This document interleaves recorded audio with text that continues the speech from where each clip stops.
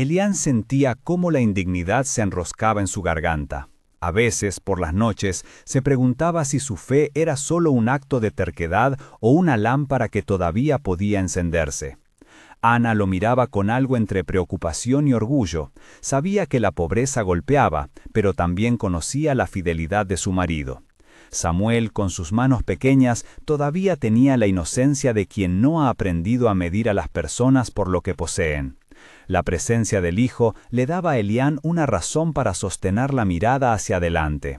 El mar guarda secretos, uno de ellos toca a quienes son fieles en lo poco. Una tarde, cuando la red volvió con apenas un par de peces y la ciudad respiró con la leve indiferencia de siempre, apareció un anciano en la orilla. No era de la comunidad, su ropa era modesta y sus ojos de un color que parecía conocer los nombres de las mareas. Tenía en las manos un recipiente vacío y su paso era lento pero decidido.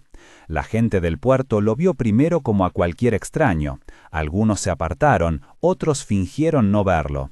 Elián estaba a punto de guardar la red cuando Ana, sin dudar, tomó uno de los peces y se acercó.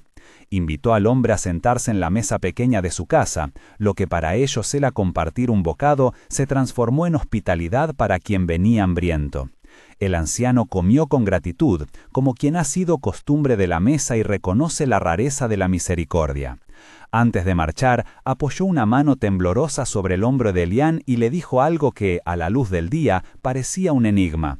Cuando la gaviota traiga el brillo del amanecer, no te asustes, habrá una prueba, y lo que pidas será probado.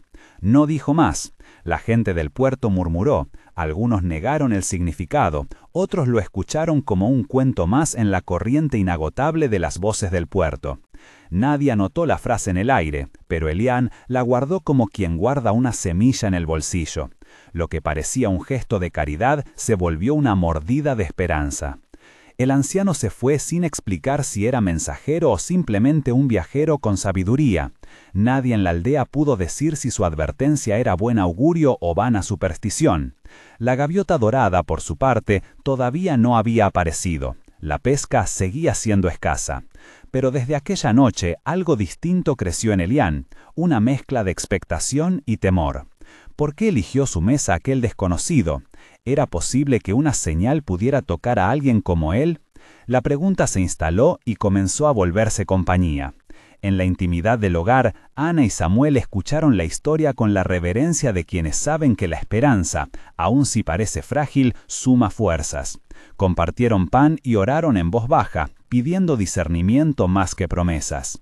La ambigüedad de la advertencia dejó espacio para que la fe respirara sin convertirse en fórmula. Lo que viene después requerirá más que manos, requerirá corazón. A la mañana siguiente, la gaviota apareció, pero no con la teatralidad de un símbolo perfecto. Revoloteó en una mañana pálida, su plumaje reflejando un brillo que parecía oro al sol. No bajó al puerto con gesto solemne. Hizo su aparición entre las barcas, se posó cerca de la proa de la de Elián y luego se alejó, como marcando un camino sobre el agua. Los ojos de la gente la buscaron con curiosidad. Algunos la ignoraron, otros murmuraron que tal vez se trataba de un animal albino, una rareza natural sin significado. Elián, sin embargo, sintió que la observación de la gaviota era una invitación a mover la mirada de la costa hacia el mar abierto. La señal no venía con instrucciones claras. Nadie puede afirmar que en ese instante el anciano era un mensajero celestial, ni que la gaviota fuera un signo sin interpretación humana. La historia guarda esos matices como quien guarda una puerta entreabierta. Pero para Elián, la gaviota fue un empujón leve, un llamado para no desistir. Lo que Elián decide entonces podrá sorprender a quienes lo conocen. Elián consultó con Ana. Podían quedarse y guardar lo poco que tenían para pagar alguna deuda pendiente. Podían también seguir la intuición y salir a mar abierto. Ana, que había aprendido a leer el cansancio en los ojos de su marido, le tomó la mano, diciendo: «No prometo que será fácil, pero vamos contigo». Samuel saltó de acuerdo sin dudar. Salir significaba arriesgar lo poco, quedarse, aceptar la humillación de la falta. La familia eligió partir. En la barca, con una red remendada y la esperanza escondida entre las vigas, Elián repitió una oración corta, apenas un susurro, antes de bajar las velas.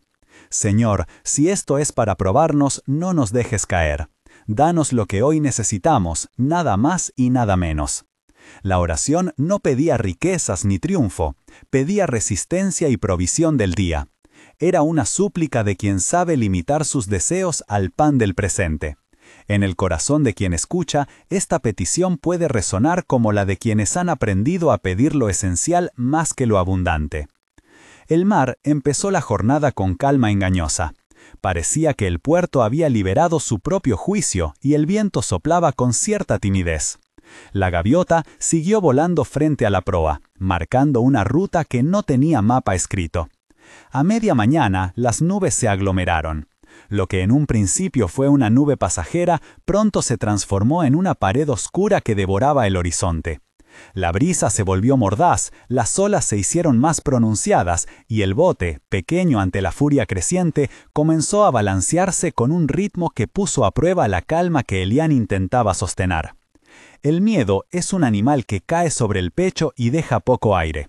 En la barca, Samuel apretó la franja de la madera con las manos y Ana, con voz firme, murmuró oraciones que eran como cuerdas para sostener la cabeza.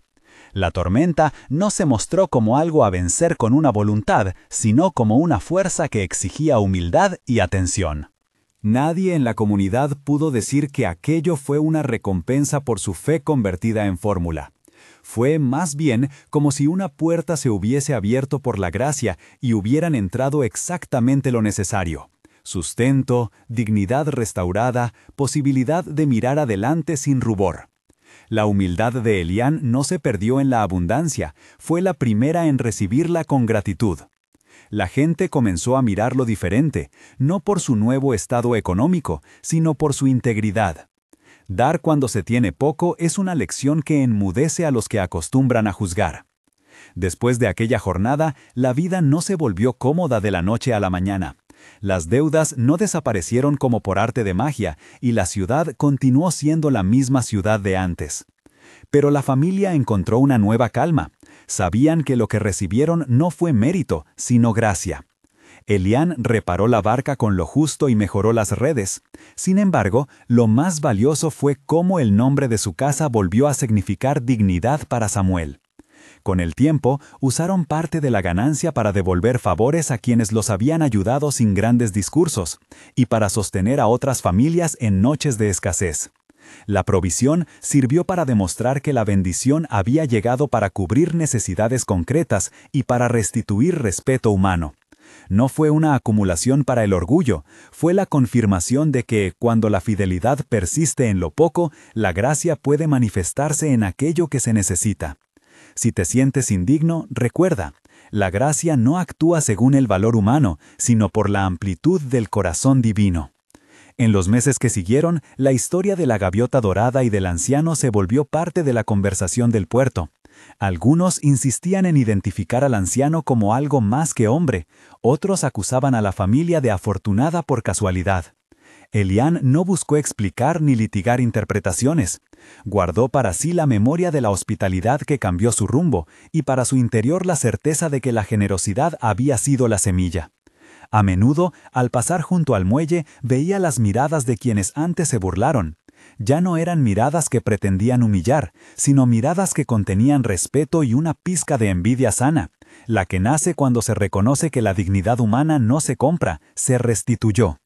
En la intimidad de la casa, Ana continuó tejiendo esperanzas y Samuel siguió jugando con redes pequeñas hechas de ramas. La familia no confundió la provisión con prueba de mérito, la interpretó como una oportunidad para seguir siendo fiel.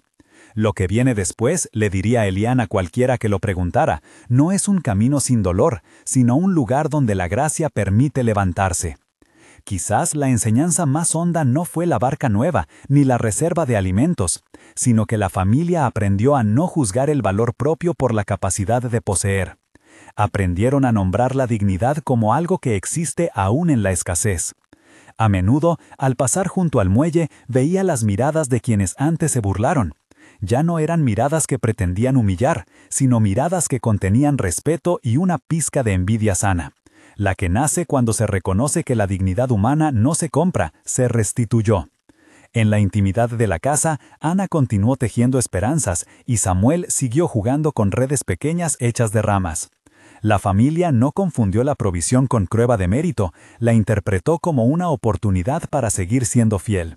Lo que viene después, le diría Elián a cualquiera que lo preguntara, no es un camino sin dolor, sino un lugar donde la gracia permite levantarse. Quizás la enseñanza más honda no fue la barca nueva ni la reserva de alimentos, sino que la familia aprendió a no juzgar el valor propio por la capacidad de poseer. Aprendieron a nombrar la dignidad como algo que existe aún en la escasez.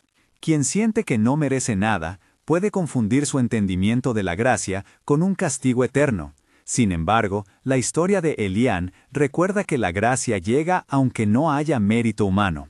Dios, en su misterio, da lo que se necesita, no siempre lo que deseamos, ni siempre lo que ambicionamos, sino lo que repara el corazón y mantiene la dignidad. La provisión no vino como premio mecánico, llegó como respuesta a la hospitalidad, a la persistencia en la oración y a la fidelidad en lo pequeño. No hay que confundir esto con una promesa de riqueza incondicional. Es, más bien, una invitación a confiar que la misericordia puede alcanzar incluso a quien se siente indigno. Si estás escuchando y tu pecho pesa con esa idea de no merecer, no te condenes. Tu situación no define tu valor. La historia no busca vender fórmulas ni recetas, busca recordar que en muchos relatos de vida, la gracia aparece en forma de provisión concreta, pan suficiente, voz que consuela, manos que sostienen. A veces la señal es una gaviota, a veces una visita inesperada, y a veces una serie de pequeñas puertas que se abren cuando menos lo esperamos. Lo importante no es etiquetar el misterio, sino responder con humildad, con generosidad y con oración. Mantén la fidelidad en lo poco, comparte lo que tienes, ora por lo necesario y confía. Antes de terminar, demos una oración breve juntos. Señor, gracias por tu cuidado en lo pequeño. Danos ojos para ver tus manos en lo cotidiano y valor para seguir cuando sentimos que no merecemos. Amén. Si esta historia tocó tu corazón, suscríbete para escuchar más relatos que alimentan la fe y comparte este video con alguien que necesita recordarlo. Cuando sientes que no mereces nada, Dios te da lo que necesitas.